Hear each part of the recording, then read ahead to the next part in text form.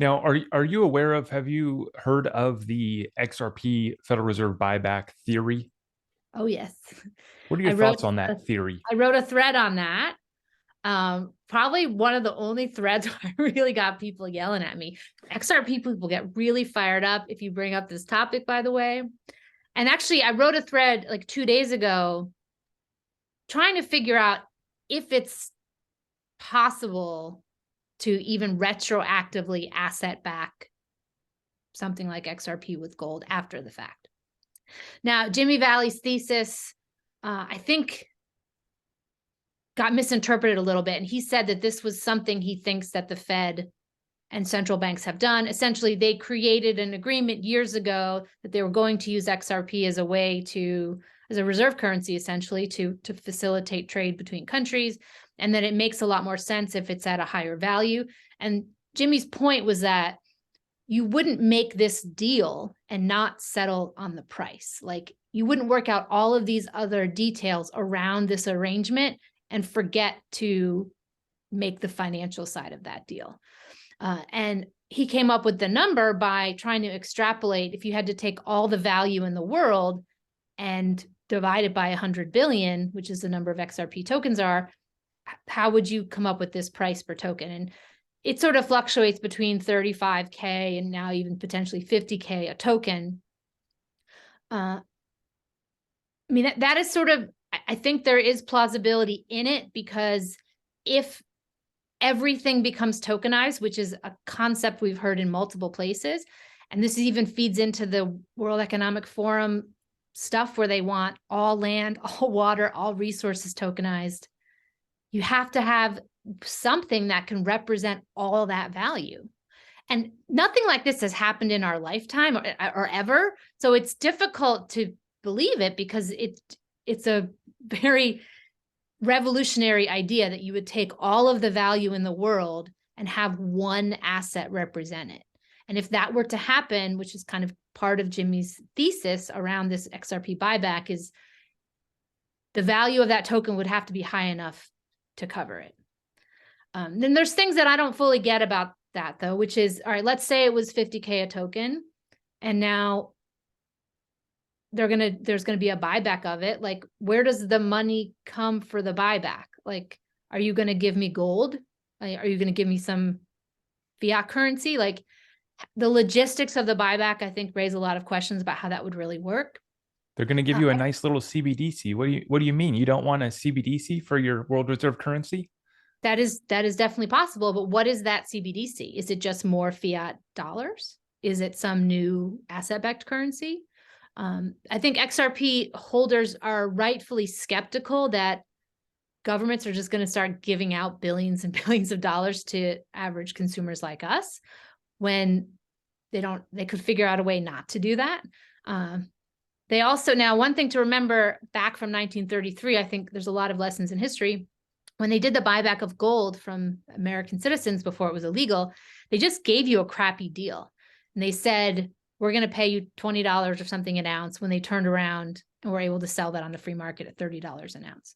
So a buyback, even at a high value, isn't out of the question if they're simply going to buy it back from us at a lower price than they could turn around and flip it. It's not exactly very generous of them. Now, one of the other YouTubers, I think this was Dai's theory, digital asset investor, that he doesn't necessarily think that Jimmy was stating that this buyback thing would happen. He just wanted to plant the seed in everyone's mind that XRP could be worth way more than you think. So if all of a sudden you woke up and XRP was $100 a token and people were beside themselves with excitement, and some people sold their full bag, that might be a mistake, because if something like what Jimmy outlined happens, the value could be so much greater than what we all currently think would be possible before that theory came along. Through all of your research and understanding on XRP and what solutions the Fed needs, how likely, if you had to give a percentage, do you think that buyback is of actually happening? I think the probability, all right, let's rank these things. So I think we're going to see a currency reset. I think there's a very high probability of that. The current financial system is not going to continue as it is. BRICS is acting like a catalyst. They're breaking apart the unipolar world. They're forcing the US dollar to change in some way. So I think there's a very high probability of that.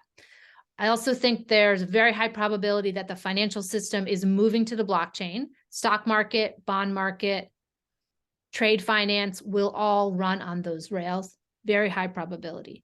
I think Ripple has created some very solid relationships with banks and central banks that mean they are in a unique position to provide the infrastructure and the essentially ODL is like a liquidity pool, right? Where they can now move value from one currency to another. I think there's very high probability of that. I think that there's a very high probability once that gets used by 3 banks publicly, like the first 2 will create a big stink, but once it's 3, that's sort of tipping point and it will gain adoption. I think we'll see the value of XRP go up a ton. I think there's pretty high probability of that. Now, in terms of this idea of this buyback, I'm not fully sold about why that would need to happen, because if the price of XRP goes up organically from the adoption from 3 or 4 central banks, most retail holders are going to get out. They're going to be like, Yeah. my 500, it goes to 589. All these XRP holders will sell because that will be life-changing money for people who bought a whole ton at 20, 30, 50 cents even. So I don't know if it's necessary. Because I think a lot of people are going to No, sell. I agree. Actually, that's my take, is that it's not necessary. They will shake out most people by $10. They'll shake out a lot of people by previous all-time high of $3 to $4. But by $10, they would shake out probably 90% of holders of most of their bags. And then Ripple's also sitting on, just under 50 billion XRP now. So I've always made the case that the Federal Reserve could just go cut a deal with the Fed, with Ripple, for some of that XRP in escrow. There's no reason to come back and buy ours. They'll shake us out. $10 XRP is life-changing for most of the holders.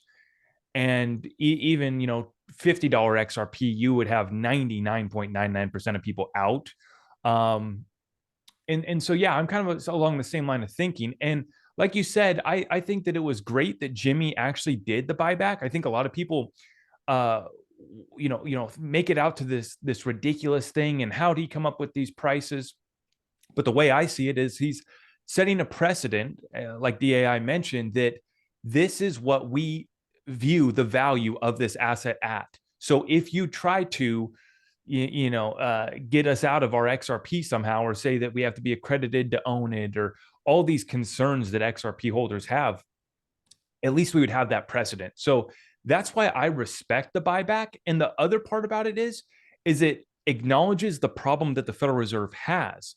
Like, that would be a solution to fix a lot of their problems if they did some sort of buyback, or just used XRP, getting some from Ripple at a lower price, knowing that the set price of XRP is going to be at a much higher price.